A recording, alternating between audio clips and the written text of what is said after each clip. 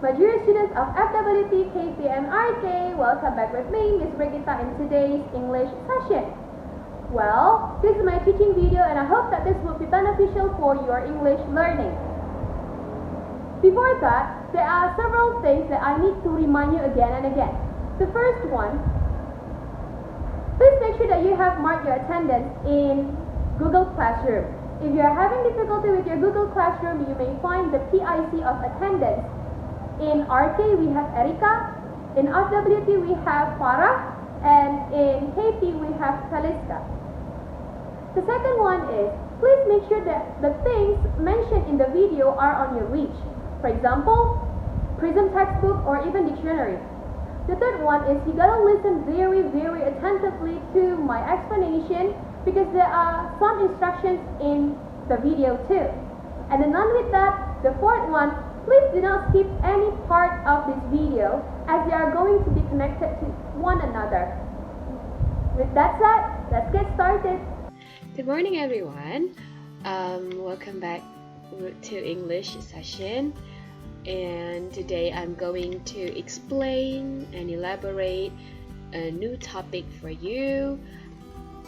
The name might be new for you, but actually you have been using this like in your daily lives, and it is nothing new for you. You know, it's just a matter of the term. Well, today I am going to introduce you to the topic which I had studied formerly in back then in university. It's called as word families. Okay, so today, I'd like to introduce you to the topic of word families. Speaking frankly, this is the greatest way for you to improve your vocabulary, especially those who have just been into English. You know, English is not our first language, and I do understand that most of you are encountering difficulties in memorizing the meanings of the words, because like there are many words in English, and you have to understand and perhaps you have to memorize the meanings. So this is another alternative for you to understand or to improve your vocabulary. Okay, so with that said, let's get started. Before everything else, I'd like to introduce you to the conceptual framework, which is the basic thing. Okay, now I would like you to understand that there are some words in English which are made up of word parts. I personally like to say this as the small pieces. So these small pieces are built together, building a new word in English, let's say, and they can be related in word families. The simple or in your daily lives, you have what is so called as a family, right? You have siblings, you have relatives, and this is the concept. We might find similar physical characteristics, like for example the shape of your nose, the shape of your eyes, and then the shape of your face, or perhaps the height, the weight, which are similar. You and your relatives, your siblings have, there's the similar characteristics, even perhaps the traits, the behavior, the attitude. So those are the things which can go together or which can go similar with your family. So this thing is also applied in English or in words, let's say, and to be specific, it's English today. Here I like to emphasize that it is in the area of morphology. What we are studying now, what we are learning now, it is in the area of morphology. Again, it's in the area of morphology, not phonics. It's not phonics. Okay, why? So apparently there is a topic of word families too in phonics, but then they give you different ideas of what of the one that I am sharing with you now.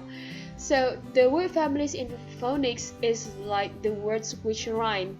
For example, the word families of at. Okay, so the words are cat, bat, mat, fat, sat, and so on. Or perhaps the word family of un, fun, bun, sun, gun, run. Okay, so what I want you to understand that we are not studying or we are not learning about phonics. Okay, but what we are learning here is about morphology. So what is morphology?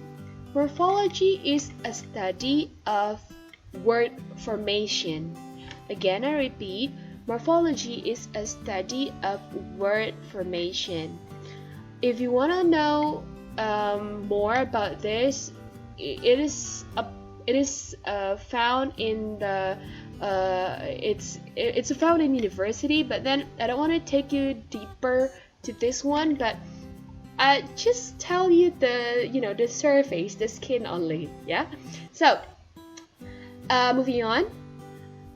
Remember that I told you here some words are made up of word parts, or I say it's the small pieces. So the small pieces here we can also call it as morpheme. Again, I repeat, is morpheme or morpheme. Okay, it's with M sound. It's morpheme. Okay, now this morpheme includes base words or roots. I personally like to call it as parents. Okay, prefixes. This is the morpheme that we can attach in the beginning of the word. Okay, and suffixes. It's usually put at the back. In Bahasa Indonesia, we have this suffix in the middle, but then we are focusing on the back morpheme, the morphemes which are attached at the back. Okay, again, morpheme is the smallest part or smallest unit of a word, and it includes base words or roots. I personally call it as parents. And then prefixes, the morpheme which are attached in the beginning of the word, and also suffixes, the morpheme which are attached at the back part of the word. Okay, so here I bring you to the example. The word is unreadable. Okay, the word is unreadable. Okay, so firstly, the root of the word is read. Okay, it's read. It's the active form of read. Okay, so we are attaching prefix, which is in the beginning, and able, which is at the end of the word. So with the attachment of on, which has the meaning of not, and able, okay, which has the meaning of something which can be done, we have the word unreadable. Now, I want you to understand that the word read, it has the change of meaning from active to passive. Okay, that's why it is pronounced differently. So from read to read. Okay, so here in total there are 3 morphemes. One is the prefix, which is an. One is the root or the parent, which is read. Okay, it has to change, become read, because it's from active to passive. And then the other one is able. Suffix of morpheme of suffix. Okay, Yeah, so it's unreadable. Again, in total, there are how many morphemes? Yes, 3. There are 3 morphemes. Okay, so I'd like to take you clearer to this one. With only one word, we can build up to 8 more words. Okay, here I give you the example of joy. Joy is a noun, and here it is the root, the parent. Okay, so this joy, if we try to attach morphemes, additional morphemes, it will have what is called as the shift of class. So from noun it becomes verb, from verb perhaps it becomes adverb. Okay, adverb. Oh yeah, by the way, there are only 4 words. There are only 4 classes of words which we are discussing here. It's noun, verb, adjective, and adverb.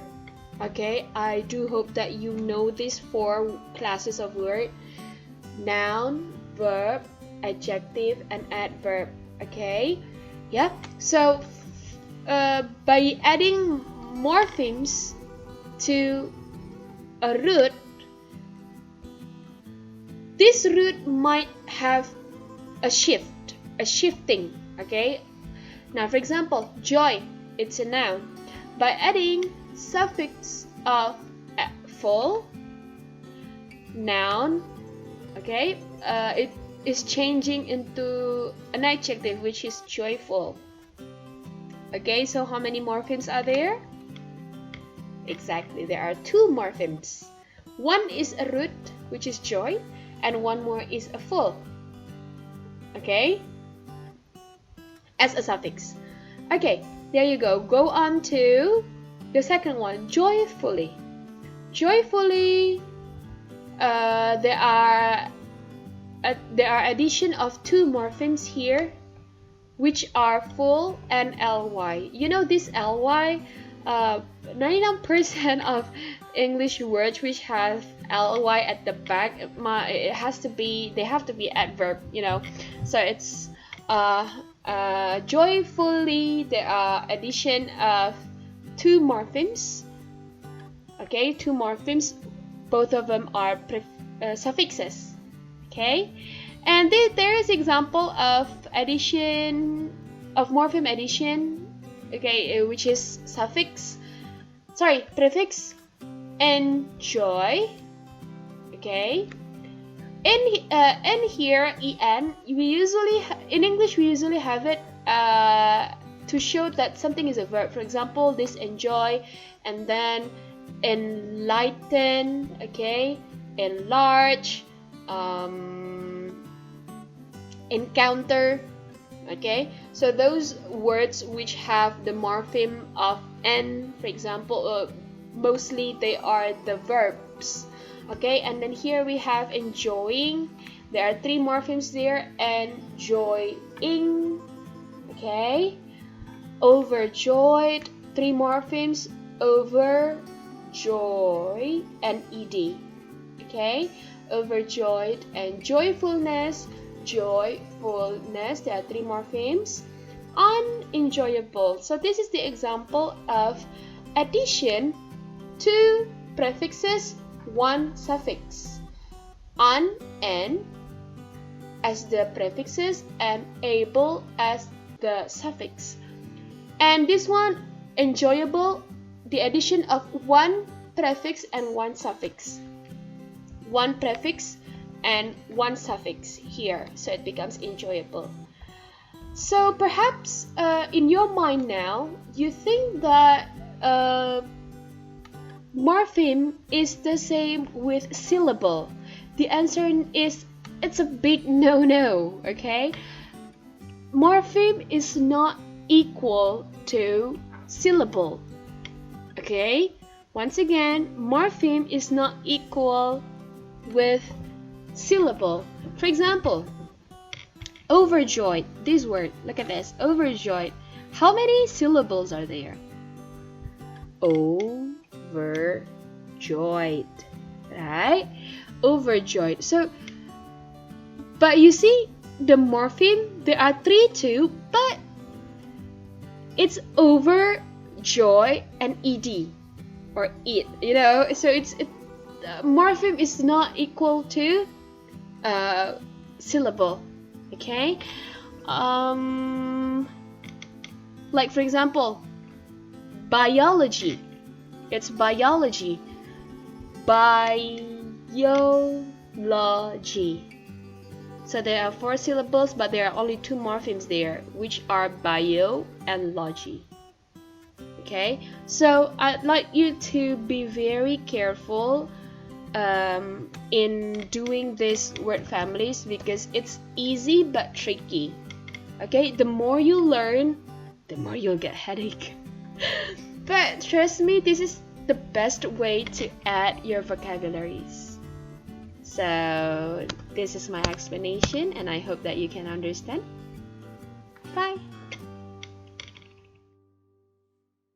Well, that's all for today, and I hope that you can understand my explanation very well. In case that you still don't understand, please let me know so that I can provide a Zoom session for you. It's a remedial. And if you still have any question or any inquiry, please let me know and chat me personally via WhatsApp. That's all for today. Bye everyone!